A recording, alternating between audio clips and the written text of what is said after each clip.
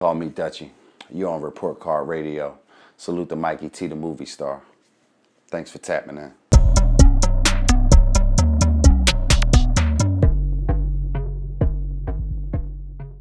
ARAB has cited Major Figgas as one of his inspirations getting into hip-hop. Can you remember any of the early days of ARAB seeing you guys in the streets? Ab didn't rap all the time. He was very good friends with Cassidy. So he would be around Cassidy. First and foremost, I want to say free ARAB. I don't like to see anybody oppressed, or in a situation where they can't do for their families. You know what I'm saying? Whatever happened, it happened. But still to this day, no one of that calls himself a real nigga should be happy with seeing him in that position. So salute to ARAB and the whole OBH family. I remember him always being around. We all come from the same neighborhood. He was always had a strong presence in the neighborhood. He always was one of those guys. When you saw him, you like, oh, he's a strong spirited person. You know what I'm saying? So I remember him being around, and I remember him being at a lot of places because, like, I grew up around the corner from him.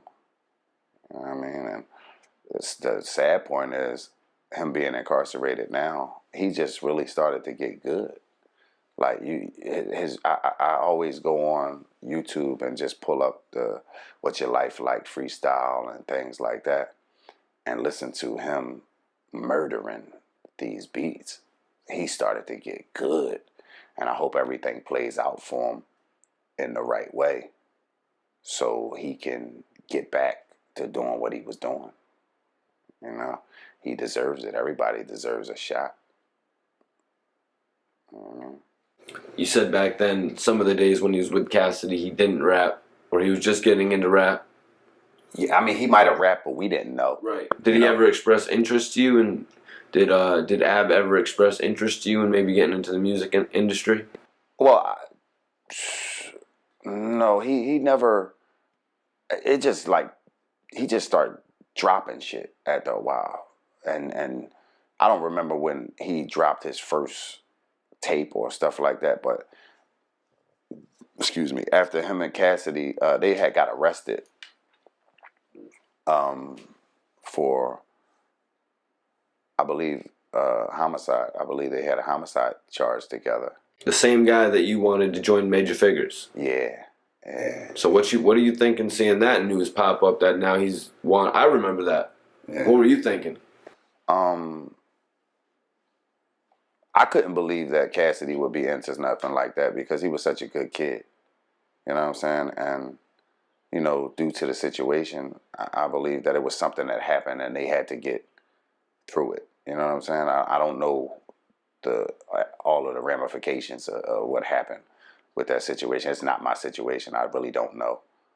I'm glad they prevailed and they got through it. But, whatever happened with How'd you hear about it? Philly News or hip-hop blogs? The radio said that Cassidy was in jail for homicide charge. And that's basically all we knew. Back then there was no super YouTube presence or stuff like that to go ahead and expose everyone's business, which I think is a problem today, that social media has a way of throwing your business out there in the streets when there's a lot of people who have had similar situations and social media didn't get a chance to damage or tarnish your legacy with a lot of the hearsay and propaganda that is around a lot of people's lifestyles. Like, it's hard when you do something and everybody's got a fucking camera, phone out, and they're taping it. You know what I'm saying? Instead of motherfuckers minding their business and saying, okay, well, whatever they're going through, but I'm going to just buy into the music. It's like an instant newspaper. Yeah, and instead of people buying into your music, they want to buy into your life. So if your life is juicy enough, sometimes you could become successful with drama.